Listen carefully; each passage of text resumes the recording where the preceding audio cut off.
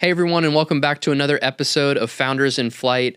Today, I'm so excited to introduce you to my good friend, Daryl from Poo Pit. He flew all the way from Canada here to Dallas-Fort Worth to be on the podcast. I'm not joking. Don't worry, we made it worth his while. We had a great conversation. Him and I talk about how to build a really great team, the ups and downs of being a founder, and also just the importance of brand and the ability to be able to pivot to talk to the audience that you're trying to reach. I really hope you enjoy the episode.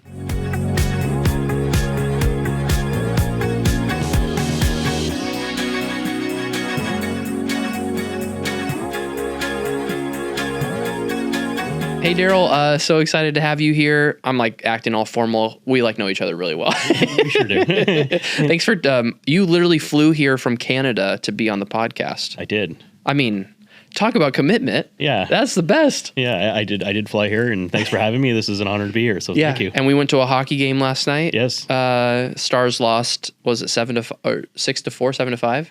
6-4, I believe. 6-4. I got the 10 goals, 8 goals were scored in the end that we were not seated in. Of course. That's right. Yeah. But we had a great conversation. Yeah. And good seats. 100%. Yeah, right up close there. It was good. Yeah. Yeah. Sometimes I have clients on the podcast, but a lot of times I don't. But this one's special just because we got the chance to build the Poo Pit brand. Yes. And anytime that somebody comes to my website, they always say, "What's the Poo Pit?" That's just like the coolest name ever. For and sure. if somebody's listening to this podcast, which I hope people will, and they hear me say the Poo Pit, I'd love for them to know what that is. So can you tell us a little bit about what you're doing right now, who you are, how you spend your time? I know you have 4 businesses, but Poo Pit's just one of them. Sure. Tell us about it.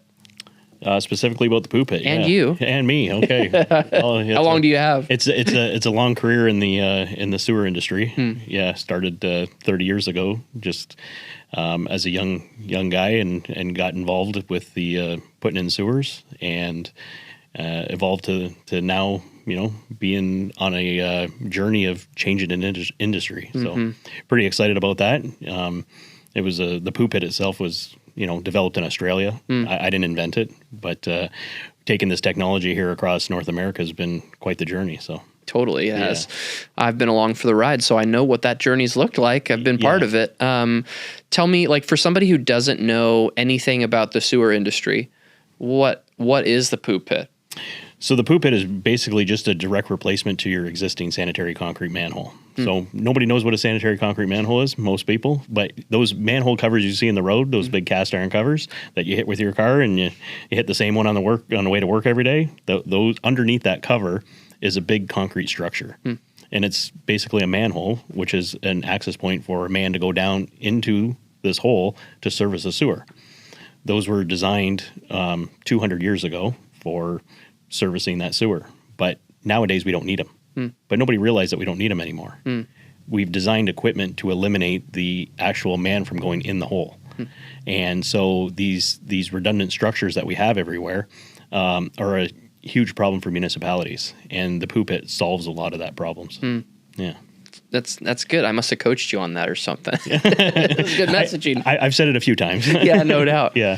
For somebody who's listening out there, from somebody who's not in the sewer, well, I guess I kind of am in the industry now, to be fair, but Sure. From a marketer, it is like the main problem with manholes. I mean, obviously, manned entry is a dangerous thing for people. Yes. And people die every year going into manholes. But even more notably, we're basically installing concrete infrastructure where concrete really shouldn't exist, and therefore we have what we call in the industry I&I, and that basically means that the concrete breaks down and things get into the sewer system that don't belong there, and it breaks down that infrastructure much faster than it really should. And so the Poo Pit really replaces that and solves a lot of the problems and is more cost effective. It takes 15 minutes to install. Actually, it might take 5 minutes to. I've been on site for a lot of these installs, and it's remarkable. I mean, like imagine like a whole construction site where you're dropping concrete rings into place, one on top of the other. Super expensive to purchase, super time intensive, requires a lot of heavy equipment. Well, the Poo Pit, you literally like carry it with your own 2 hands, and 2 guys can install it, and it takes 15 minutes. It's truly an amazing thing to watch. Yeah, the upfront savings and the ease of installation for the contractor is fantastic. Mm-hmm. You know, as a contractor myself for 30 years, it's you know, it was a no-brainer from our perspective to be able to install something with such ease. You know, a lot less excavation, less trench boxes, a lot less work to install this thing. But the real savings is the long-term savings for the municipalities. This thing was really invented to combat the I&I, which we call inflow and infiltration. The inflow is, you know, cross connections and different ways that groundwater and water gets into the collection system, which we don't want. But the infiltration is all the groundwater that's seeping into that collection system in various points throughout it. But over the last, I would say, 50 years, we've converted from clay pipe and concrete pipe to PVC pipe and HDPE pipe, polyethylene pipe, because it's sealed and it doesn't break down. Concrete just breaks down in a sewage environment. So with the use of plastics over the last 50 years, they've been proven to just withstand any corrosion. And the Poo Pit was developed as a cost-effective way to replace that concrete manhole with the use of those materials. So it is a polyethylene structure with a PVC riser shaft. It's resistant to any of those attacks. So the long-term savings is where the municipalities are really seeing the benefit. Wow. I mean, before this becomes just a big old geek session. Yeah, I know. We're talking about sewer all day. I love it. I know. I could talk about it all day. I know you could. So could I, to be honest. I truly have fallen in love with your product, and I've fallen in love with the brand because I played such a significant role in developing it alongside you and your team. I mean, I know your team well. I mean, they know us well. We're really close, and it's been. I think one of my favorite parts about our partnership is it's really been like a manifestation of like what trust in a relationship can really look like and what partnership and relationship can really look like. And part of that has been getting to know you really, really on a deep level, not just me, but members of my team getting to know you. Well, I would say I probably know you the best out of everybody. For sure. And I want to dig into your story and the pros and the cons and the ups and the downs of your journey as a founder, which is lengthy and there's so many stories that I've heard that I've learned from in sitting across the table from you or sitting in the truck with you yesterday. Yes, yeah. Tell me, you own 4 companies right now. How do you balance all of that? It's such a weight to carry, I'm sure, but how are you doing in how have you actually sustained in managing 4 different companies, let alone one? It's the right people. It's not about me. You know what I mean? It's, I'm the visionary. I'm the one with the big ideas and always the next big idea and where we can take this. And I really discovered that's where I thrive. And I need to put the right people in the right seats, including yourself. You're part of that team in terms of marketing, and where we struggled early on was just delivering the message and getting the message of the Poo Pit out to the customer. Like they didn't know it existed. I still, today I go out and see a customer. They're like, we didn't know this existed. At first they see it and they see the name Poo Pit and they didn't want to come to the presentation. Within 20 minutes, they're like, this is amazing. This is exactly what we need. Yeah. You know what I mean? So, when I first was introduced to you by a friend, he actually works for us, Jason, and he worked with you in the past, and he says, because I took a real interest in marketing from Mr. Don Miller in Story Brand. Story Brand, yeah. So I understood how important it was to get the messaging across, and that's what marketing is just telling people what problem you solve and how you solve it, right? Yeah. And so me and you connected right away, and it just made sense, and then I think it's been a year and a half now. Yeah. Yeah, and it's really helped us grow the business. So I think that's an important thing.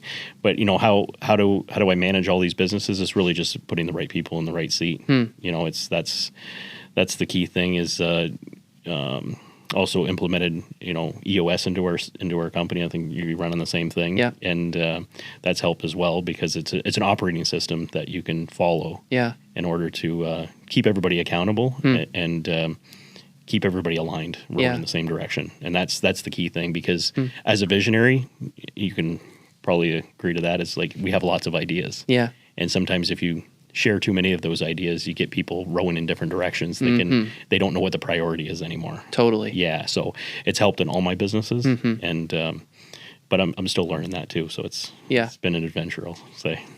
Tell me, so one of my key learnings about you has been that you really care about your industry deeply, and you really care about your people deeply. Like you feel other people's pain in a really palpable way, like very evident. Like when something happens to somebody else, like you feel it.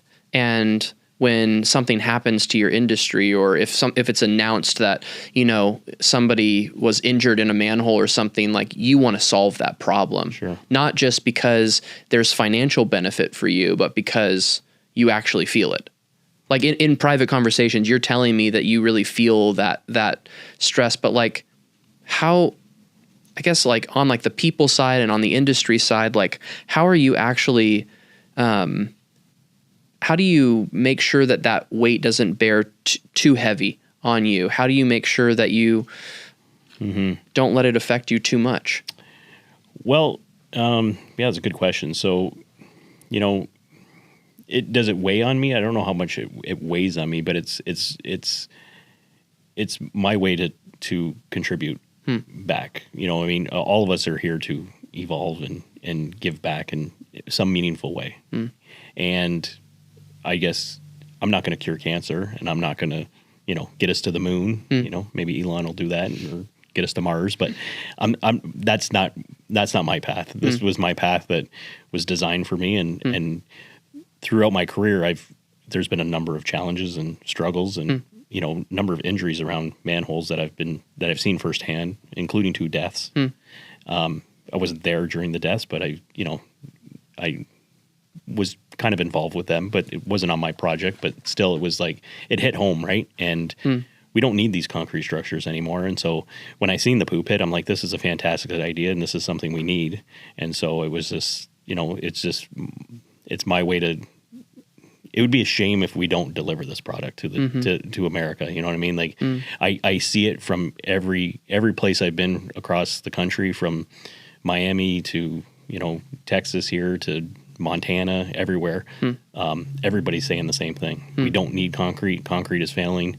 We need something better. So I just be happy. I'm happy to be a part of that and be able to deliver that. Yeah, totally. Yeah. I mean, I see that in you, and like I know that what you're saying is genuine because I have 18 months, probably more at this point of is it more? Something like that. Something like that. I lose track of time. I know. It feels like it's been an eternity in one way and a moment in another way. I feel like we've known each other for a while. I know. Yeah. I feel like, you know, one thing that when I talk to other founders about running their businesses is like there's some common things that come up. It's kind of like, okay, well, there's challenge with people is something that comes up often. Like belief, like trying to transplant your belief as a founder onto that group of people, or more so having people adopt your same passion. Yeah.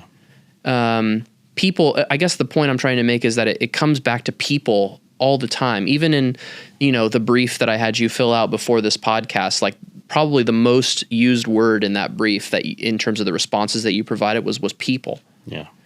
Why do you think that is such an imperative thing, and what lessons in particular have you taken away from your journey of building teams, managing those teams, assembling the right team? What are some things that you've learned? Well, EOS has taught me a lot about that. You know, even through my own self-development, I read a lot of books and part of the Tony Robbins program and all this other stuff. So I do a lot of self-development and reflection, and probably more than anybody I know. Yeah, probably. Maybe. I don't know. In a good way. I'm a little obsessed with it. But yeah. People tend to say that, but yeah, I just love it. I just love to learn and love to grow and love to apply new things. And but yeah, it is all about the people. You know, AI has not taken over everything, and I don't know if it ever will. You know, I think it's going to be a great tool. I'm not sure where that's going to go, but at the end of the day, it is all about the people and the passion, right? So, you know, EOS says GWC, like get it, want it, and have the capacity to do it. So if the person gets it, like they get the job and they want it. And they want it because they see the passion the visionary. They see the passion in the rest of the team, and if they have the capacity to do it, then it's easy. You know what I mean? It makes life easy for them and for us, right? So if you find the right person and you put them in the right seat, they can thrive. Yeah. And what I've found as a leader is I've been able to even help identify strengths in people that they don't even know that they have, and uplift them into a position where they never thought they possible. And I kind of look back at my career, because early on in my career I was young. I was really young, and somebody believed in me more than one time, and I didn't believe in myself. I had no idea what I was doing, and they gave me opportunities that just were like way beyond my frame of thinking. And they said, no, we want you to run this $11 million job. And I'm 24 years old. Yeah. And I'm like, are you sure? And they're like, yeah. And I show up at a pre-construction meeting with 50 people in the room that are twice my age. And I'm the guy that's answering the questions. And yeah. So it was, somebody believed in me to do that. So you find those traits in people, and then you try to promote within, and you try to build, give people that confidence, but also challenge them to grow, right? Yeah. Yeah. For a leader who's out there who may be skeptical of young people, call them Gen Z if you want to, what would your encouragement be to them, or what traits do you look for in young talent? For example, like I know on the Poo Pit team, for example, like you have young talent, like people that I interact with on a regular basis, that my team interacts with on a regular basis. And like I'm talking about Noah. Yeah. Noah was hired because he wrote a paper for his university that was about the Poo Pit. Yeah. And you saw that and hired him because you read the paper. Yeah. I think that was actually the first piece of collateral that I consumed. It was 80 pages, which was quite the commitment. I think it was 80 pages. Does that sound right? It was long. It was a lot. It was a lot. I learned something from that. Yeah. I'm like, how did you get this information? Like, the research that he had done, he actually taught me something. And I'm like, and then afterwards he was like, yeah, I'm interested in coming to work for you. And I'm like, you got the job. Yeah. So is it initiative that you look for? Is it, what are the skills that you really look for? Is it the intangibles? Initiative is a really good word. Absolutely. Like they have to want it. You know what I mean? And, we can teach you everything. Like you would love to teach somebody that really wants it. Yeah. So if they want it and they have passion and it gets them out of bed in the morning, then it makes it easy, and people want to succeed. People want to be challenged. People don't want to be just handed anything. You know what I mean? So if you give them that, I would say, that rope or that leash to kind of just go out on their own and give them the tools necessary to do it, and then they feel a sense of accomplishment, they're going to want to keep coming back for more, right? So, yeah, it's gratifying really to help the next generation, and I got no problem with that next generation. I got another young kid that I've been training for the last 6 months in my other business, and it's been amazing to watch. Yeah. Like it's so gratifying. You told me last night it was one of the most fulfilling things you've done in a decade. It is. Yeah, like he's excited to come into work every day. Yeah. Yeah. That's so cool. And he's dealing with sewers. Yeah. I mean, to be fair, I've gotten pretty jazzed about sewers. I never thought I'd say that. Well, yeah. I mean, it's not for everybody, but... It must be you. We're just around you and we think it's awesome. It's not the smell, I don't think. Yeah, I don't think so. That was good. Yeah. Tell me about a time, still staying on the people topic, where you got in your own way. Because if you know, like if you now know that you have to be able to equip the right team and make those decisions and all of that, but the only way you get there is by making mistakes. So tell me about what you've learned along the way, maybe even specific examples of times where you made mistakes as it relates to either trying to take it on yourself or delegating it to the wrong people or giving it to people too soon or too late, or what have you learned? Oh, there's probably a lot of stories to unpack, but over the years, I'll say early on in my career, I worked for other contractors for the first 20 years of my career, and then I bought a construction company just over a decade ago, and it was small, and then we grew it, and I like to say like I learned a lot, working for others, and then I applied that to my business, and I'm like, oh, hey, what are all the good things and the bad things I would want to take from this, and all the lessons learned. And if I ever owned my own company, this is what I would do. Right? A lot of people say that, and I got that opportunity, so it was great. And then it was,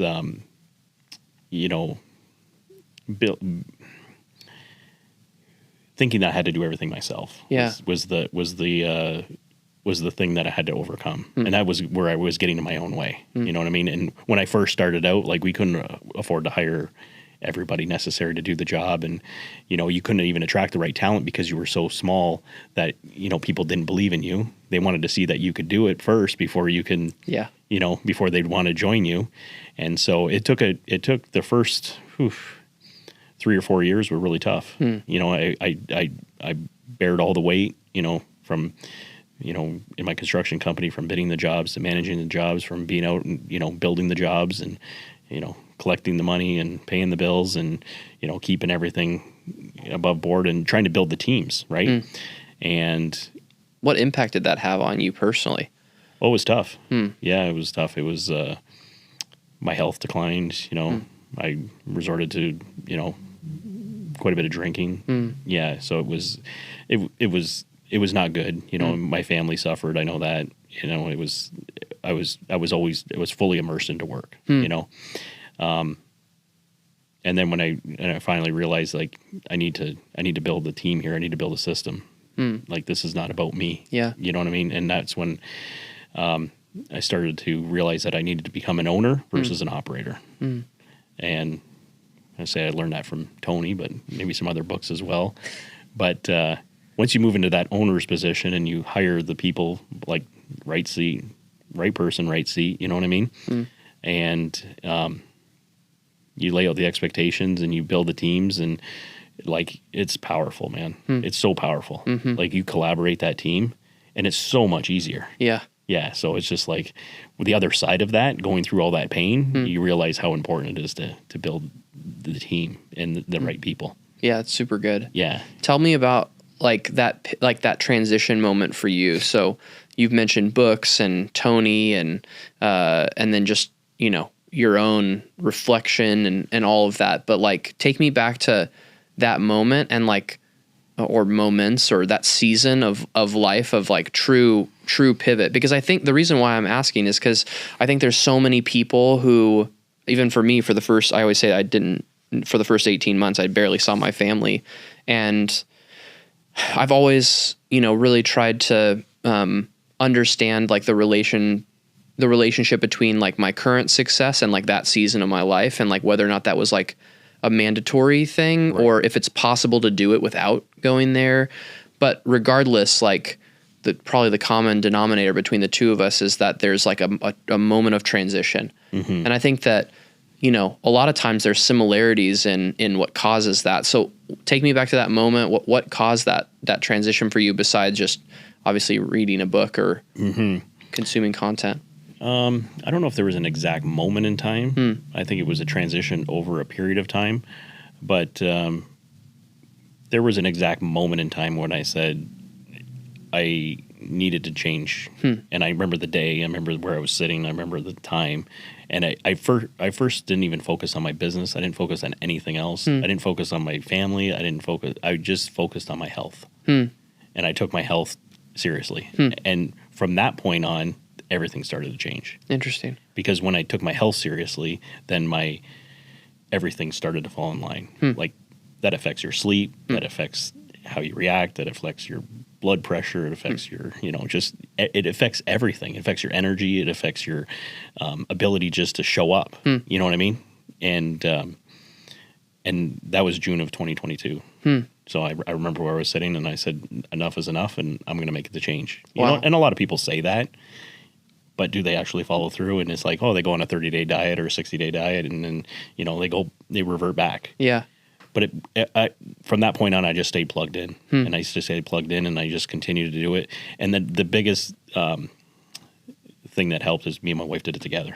So we were both on a bad path, and then I made the decision first. She watched me transition for the first 6 months, and then she's seen a noticeable difference, and then she joined along. And when you're doing it together, man, that's way more powerful. Totally. Yeah. It also helps that she's delightful because I've gotten to meet her. She's pretty fantastic. She's awesome. Jen's one of my favorites, and we got the chance. Actually, I think my team. Have we been to Canada 3 times or twice? Maybe 2 times. 2 times. I didn't think you were ever going to come back after the first time. The first time was rough. That's a whole podcast episode. Yeah, for sure. Don't cross the Canadian border in Detroit is not recommended. Especially with camera gear. Don't watch if the border patrol's watching this. I'm probably in trouble, but whatever. Yeah. So I guess like what I'm curious about is like for you, you care about people so much, you care about the industry so much, and you want to live with as much purpose as possible. I even felt that I think that was like part of your decision to like even spend money on branding your company was because you're such a purposeful founder. You're like, you understand like that brand is like half emotional, half practical. Like you're like, if I could like put my target audience on a page, like it's like Daryl's face, you know? So like, tell me why you care so much about living with purpose and how that oozes into your decision-making as a business leader. Yeah. I mean, there's just the 2 biggest things of business are marketing and innovation, right? So you have to market your product, but you got to constantly innovate for your customer. And I see that's what you do as well. Like you're constantly trying to serve the customer and trying to serve them at the highest level. It's not innovating in terms of like having a great product and, you know, constantly evolving the product, but it's like, how can you serve the customer even better, right? And you do a really good job of that. So I think, I guess I missed part of your question, but it's how do I, with purpose? Why do you care about having a company that doesn't just make money but actually makes a difference is probably a better way to ask the question. Yeah, I guess it's just native to you. It's just not about me. You know what I mean? Like we're not. It's not about like you just. It's about a higher purpose. Like it's about helping others and about contributing back and doing something meaningful with your life that gets you up every day. And you know, and no, it's not about the money. Because once you have some money, it's like it's really not about the money. It's more about like what is the mark you're going to leave behind? You know what I mean? How are you going to make a difference in this world? And if we all thought that way, the world would be like, wouldn't it be just a wonderful place? Yeah. Yeah. All the wars and all the stuff that are going on, like you know, it'd just be so much easier if we all just were kind and helped out our neighbor. Yeah. Yeah. That's how I think about it. But it sounds corny, but that's not at all. You know. What do you see in the future for your industry? So like, you know, because you're so focused on serving the industry and making it not about you, and you lead a team that thinks the exact same way, like for your niche in particular, like your corner of the world, like what do you see for the future, and why are you so jazzed about being a part of it? Yeah, just really just making a difference. Like I just see the pain that the municipalities are facing. You know what I mean? This product, going back to that, it's just like 40% of all the water that's flowing through the collection system is just groundwater, and we're paying for that, and we're paying to treat all that. And it's just like it's out of sight, out of mind, and they're aware of it, but not everybody's aware of it, and they don't realize how much it's costing. And when you do the math, you put the calculator on our website, but I mean, you're talking about $1 trillion problem just in manholes alone, not to mention the cost of the treatment plants and everything else that's on top of that. Yeah. So it's just like, I don't know. I'm just so passionate now, and I'm so far into it. And I just, the reaction that I get back, that's what keeps me going, is like the reaction I get back from the customer every single time is like, they truly want this. And so I'm like, well, I can't stop now. Yeah. You know what I mean? So let's talk about the nuances of like you and I have been working on your business is so unique in that it has like 4 key audiences. Yeah, that's. I mean, it is a challenge, and like for us, for example, we focused a lot of our efforts early on municipalities, and we did a really good job at that. And then you guys did a great job at that, and then then it shifted to contractors, and then all of a sudden distributors come into the mix, and then we have to worry about engineers, and we have to think about all these different people who have all these different problems. Let's get into the nitty gritty of it for a minute and kind of like almost why do you think it's so important that you're able to lead with empathy? You're a contractor, like your core business is you're like the target persona, but you also are trying to target that core persona. Sure. So how do you kind of take from your existing experience, like your actual like lived experience and market towards that? That's got to be like a unique thing that you get to do. Yeah, we all think our situation's unique, right? And I don't know if you think the same, but it seems like, working with you for the last few years, like we have a unique situation in terms of our ideal customer. Yeah. Right? So who is our ideal customer? We have to identify that. It's a lot of people. Yeah, it's a lot of people. So we got to start with the municipality because at the end of the day, they're the asset owner and they're the ones that has to maintain the sewer. So they're going to own the product. They're going to specify the product and that's who has to approve it, put us on the approved product list. So we start with the municipality, and we did a great job with that. But that's not where it ends, because once they approve it, they're kind of like they need to like turn it over to the consulting engineers to design the product into the system. So now we have to connect with the consulting engineers to incorporate it into the design as they move forward. So then they have to fully understand how everything works. So we have to obviously market to them so they get it. So through a lot of lunch and learns and a lot of meetings, we've met through all the consulting engineers, which are everywhere. And but at the end of the day, who's writing the check? Who is the real customer? That's really the contractor. Yeah. But we don't actually sell direct to the contractor. We're selling through another distributor. So you actually have another fourth person. Is anybody jealous yet? Yeah, exactly. So if everybody's still following, but yeah, so the distributor is the one that sells to the contractor. But the contractor, he's only going to put in what's designed by the engineer that's approved by the municipality. Yeah. So talking to the contractor first, he's like, well, if it's not approved or designed, I can't put it in. Yeah. So getting the adoption of the contractor first is really not the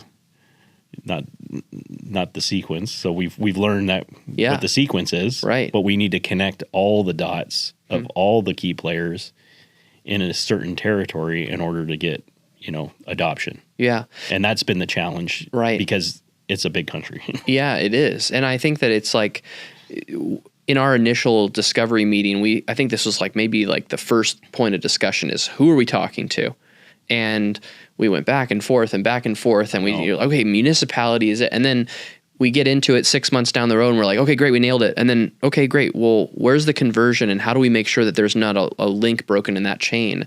And the willingness to be able to pivot and remain invested in the brand, in the marketing system, it's really unique to me that you stay committed even in the midst of those pivots.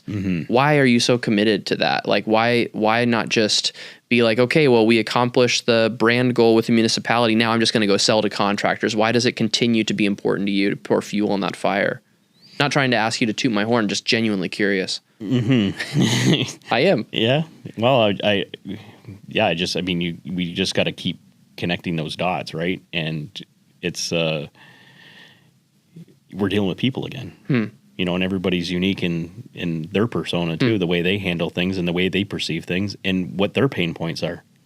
All the pain points are different between all three of those, and the contractor's just concerned about how fast it's going to go, if he's got any risk, and is he going to save any money? The municipality's like, well, what's the long-term benefit? And am I going to have any risk long-term? And am I going to be able to access my sewer? So completely different. Totally different. Completely different,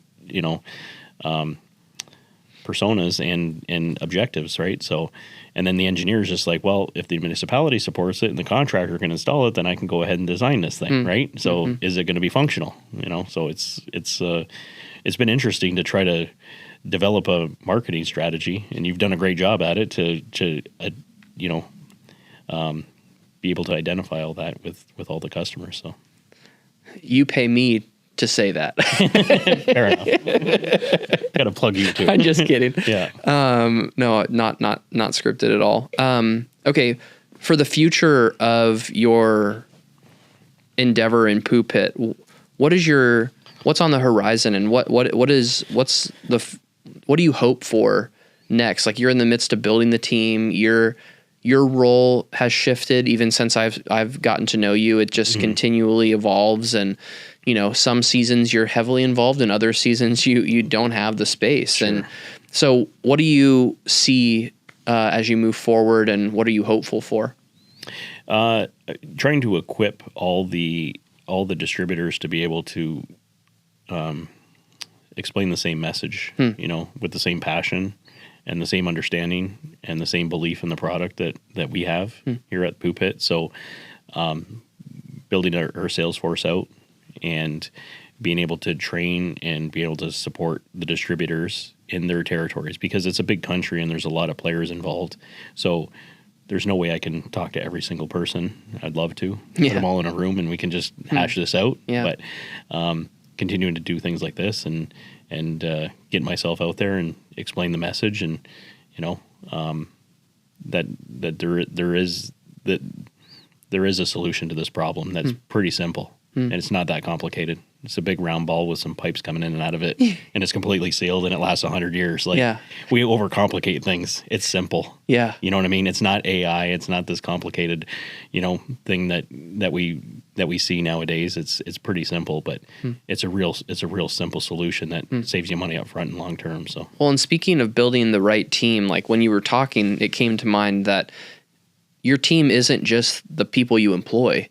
Your team also are the partners that you choose to do business with. Absolutely. And like thinking about like the distributor partnerships, for example, like there's no way that you're going to be able to really grow this and gain the attention that you need to and be able to have enough product, in market even, unless you really have the right partners. Absolutely. And so I think for any business out there, that's true. I think about like the fact that there's no way that I could have the building that I have. There's no way that I could have the revenue that I have. There's no way that we could maintain the profit margins that we do.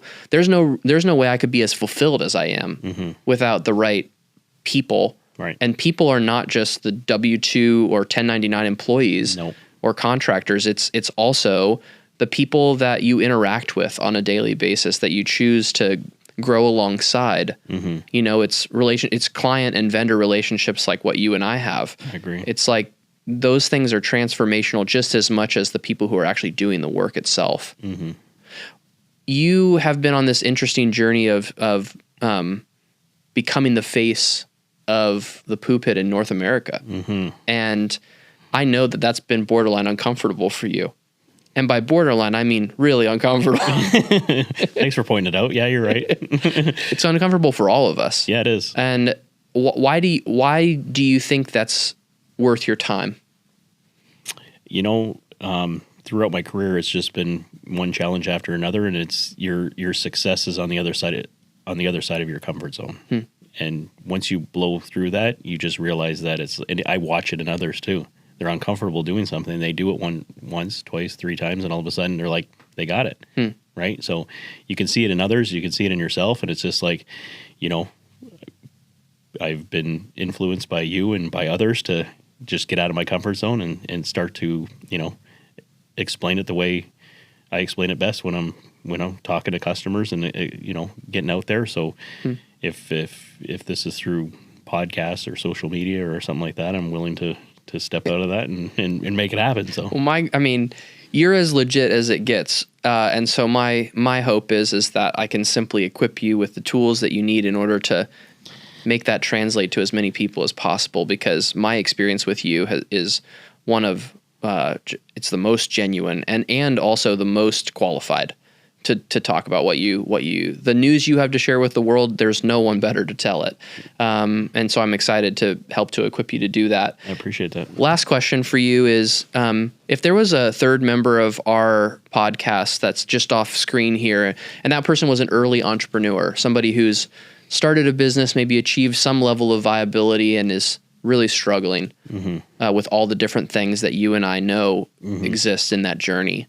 What's one piece of advice or encouragement that you would give that person? Proximity is power. Talk more. Surround yourself with the people you want to become. You are the 5 people you surround yourself with the most. And, I've realized that how important that really is. There's only so much time in a day. There's only so much you can expose yourself to.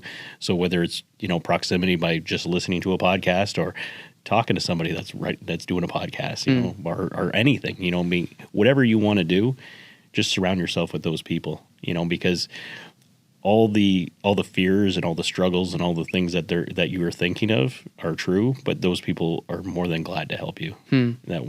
People want to help others. You know what I mean? So you find those right people in your corner, and you put yourself in those environments, and that's when you're going to start to grow. Yeah. If I wouldn't have kind of gotten over myself and just be willing to ask people for, I was going to say help, but it's almost just time. Like time and attention.